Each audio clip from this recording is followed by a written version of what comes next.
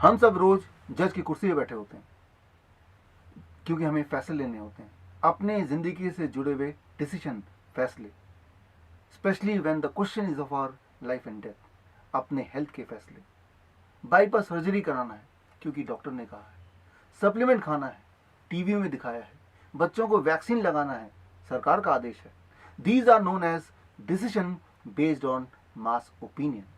लेकिन जरा सोचिए, हमारे देश के न्यायालय में बैठे जज जब वो फैसला लेते हैं तो क्या तब भी वो डिसीजन लेते वक्त मास ओपिनियन को कंसिडर करते हैं?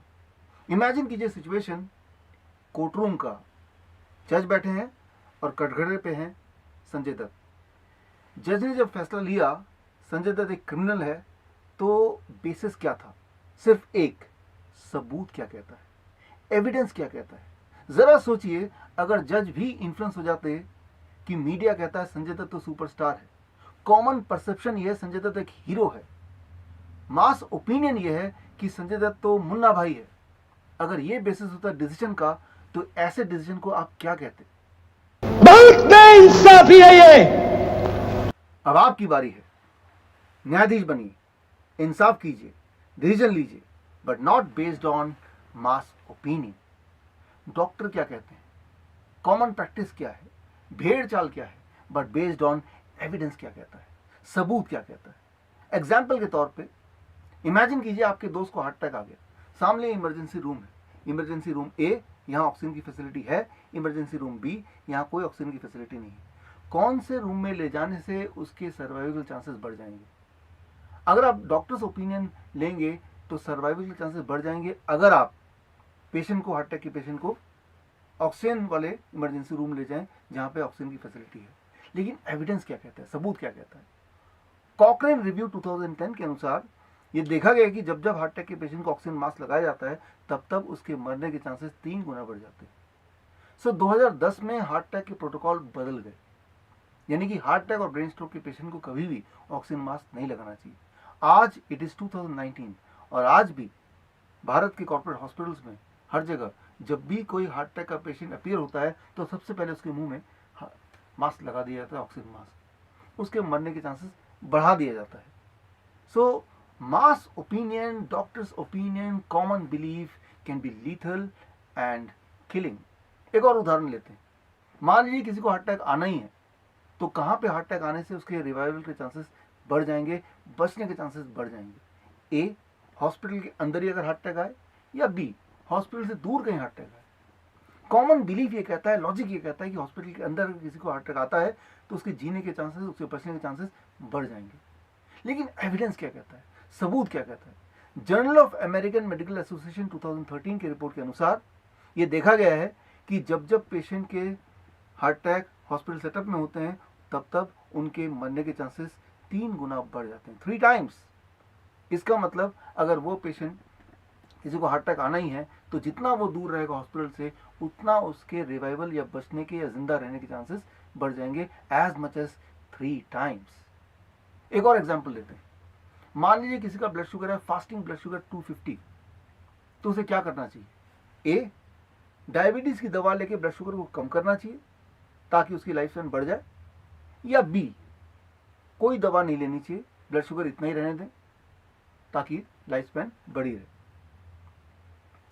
डॉक्टर्स ओपिनियन कहता है कि दवा लेनी चाहिए तुरंत, ब्लड शुगर को घटा दो, लाइफ स्पैन बढ़ जाएगी। लेकिन एविडेंस क्या कहता है, सबूत क्या कहता है? Advance trial, accord trial, UK PDS trial, दुनिया के जितने बड़े बड़े ट्रायल हैं ऑन डायबिटीज पेशेंट्स, वो सारे ट्रायल का नतीजा एक ही है कि जब जब डायबिटीज के पेशेंट्स दवा लेके ब्लड शुगर को घटाते हैं तब तब उनकी लाइफ स्पैन भी साथ ही साथ घट जाती है, उनके कॉम्प्लिकेशन बढ़ जाते हैं। इसीलिए 6 मार्च 2018 में डायबिटीज के गाइडलाइन बदल गए हैं, what is known as new ACP guideline. और अगर इस गाइडलाइन का स्टेटमेंट नंबर 1 आप पढ़ेंगे तो वहां पे डॉक्टरों को डिस्करेज किया गया है कि हाई ब्लड शुगर के पेशेंट को दवा देके ब्लड शुगर को घटाना, it is something which will kill more patient.